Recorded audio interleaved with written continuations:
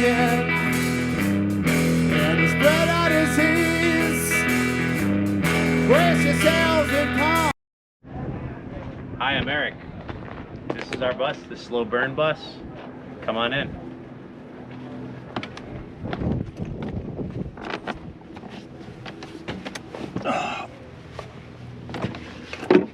Go ahead.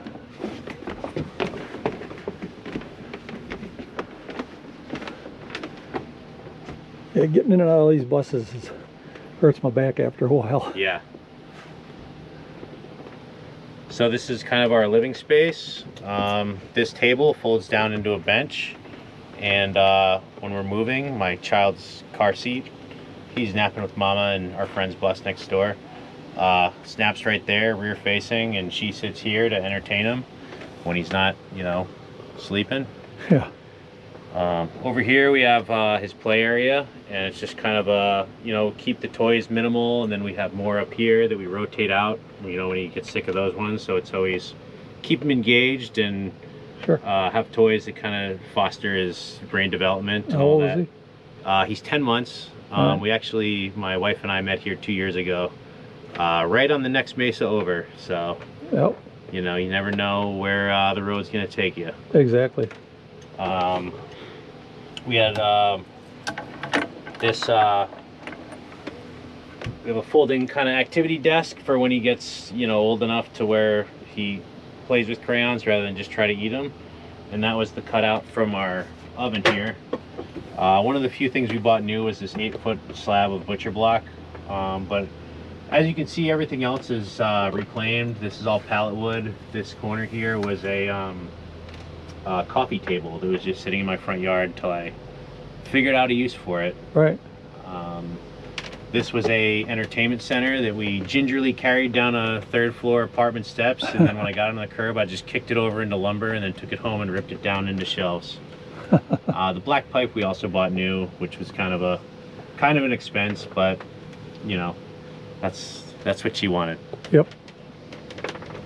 Over here is kind of our, you know, it's important to have a full kitchen with lots of you know, preparation space, and we have, you know, silverware drawer, measuring cups, knives, you know, whatever we need. I like to cook, I like to eat, so I like to cook.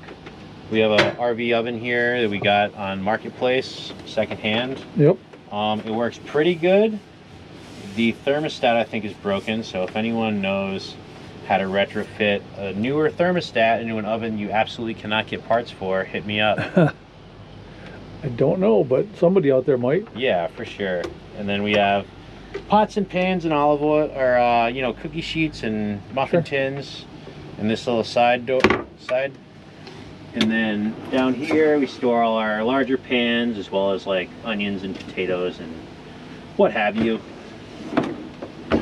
Down here is just more kind of kitchen, you know, anything you'd have in a normal kitchen, food processor, mixing bowls, lots of glass Tupperware. Right. For, you know. I like what you did with the the faces. Yeah, these are saguaro cactus bones, and yeah, I'm really proud of these. My wife's uncle owns a furniture shop in Phoenix, the Furniture Ranch. That's a plug.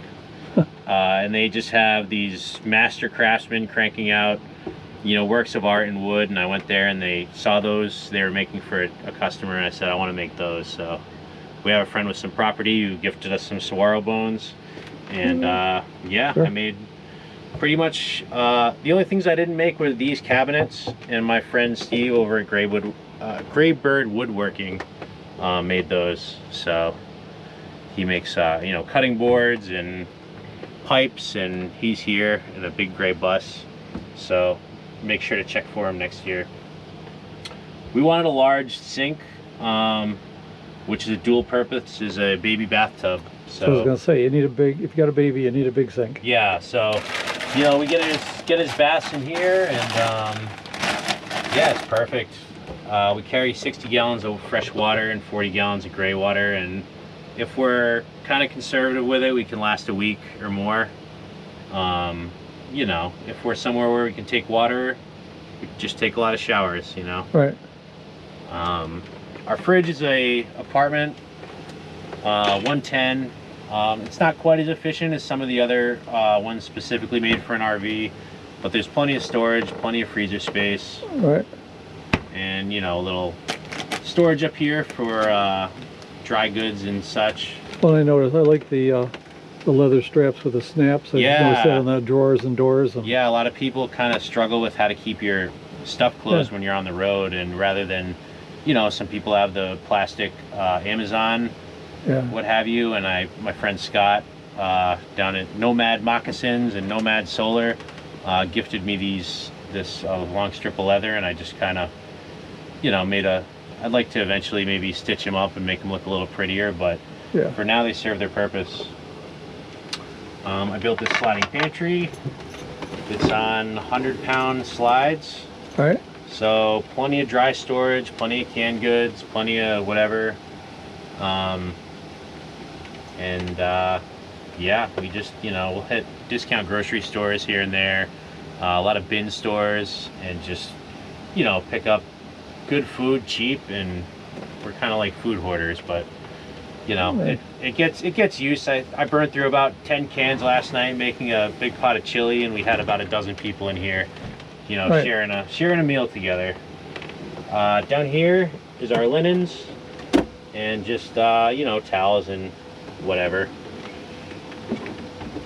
And then your typical under sink, you know, like you would have in a house. You know, we even have a vacuum cleaner. This Dyson we picked up at a thrift store for $12. The battery was bad, so you know, we got a $600 vacuum for about 40 bucks. Right. And it works great. We have like a kind of a attachment where we can vacuum, but we usually end up just sweeping it into a pile and then just sucking it up. Yep. And then this guy here is just dog food, Ziplocs, laundry detergent, extra paper towels, toilet paper, what have you. This Berkey, we scored on Facebook Marketplace for about half what it cost new. So someone was doing a build and then just decided they didn't want to. And I've been haunting Marketplace lately for a lot of stuff. Yeah, and then again with the leather straps, you know, we got this idea from our friend Nelson, who, you know, swears it's been perfect. And then, you know, up here we have our teas and tinctures and bathroom stuff and books and, you know, pretty much all the creature comforts of home. Sure. Anything we need. Well, this is home. These I scored on Marketplace too. We got kind of a southwestern vibe, if you haven't noticed already. The tile we did buy new. We just really like the contrast of the wood floor and the tile, which we, as you saw in the entryway, we kind of incorporated. It's like an overture of the design. Coming in. And then full tile shower, which was kind of a daunting task for me, as I've never done tile before, and I was gonna hire it out, but I ended up just going down the YouTube rabbit hole.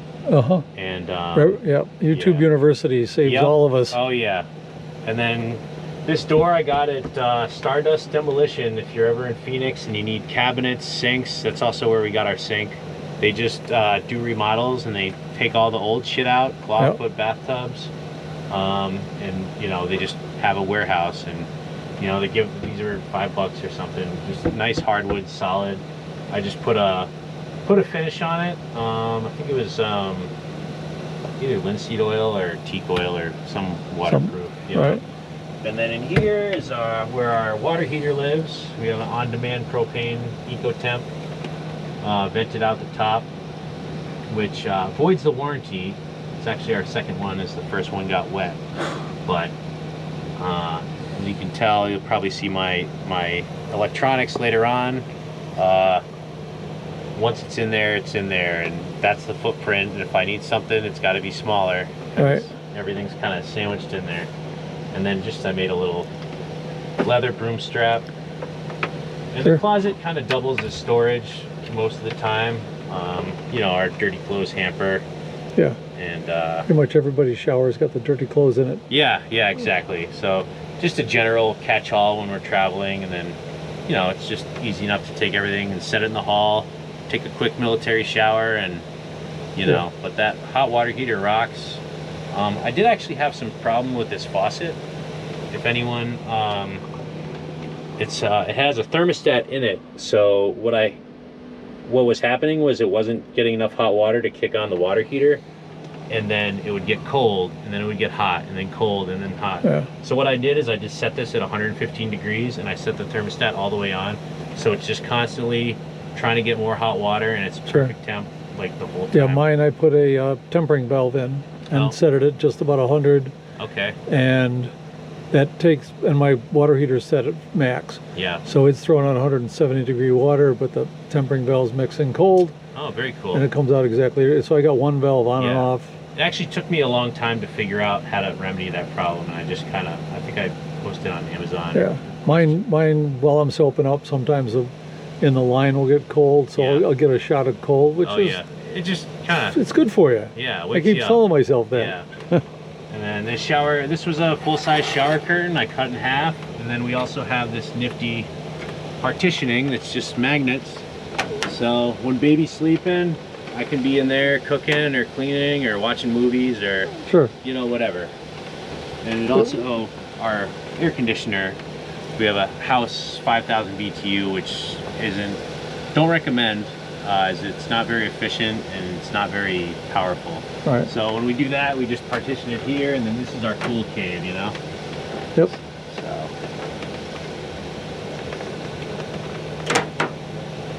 This composting toilet I built.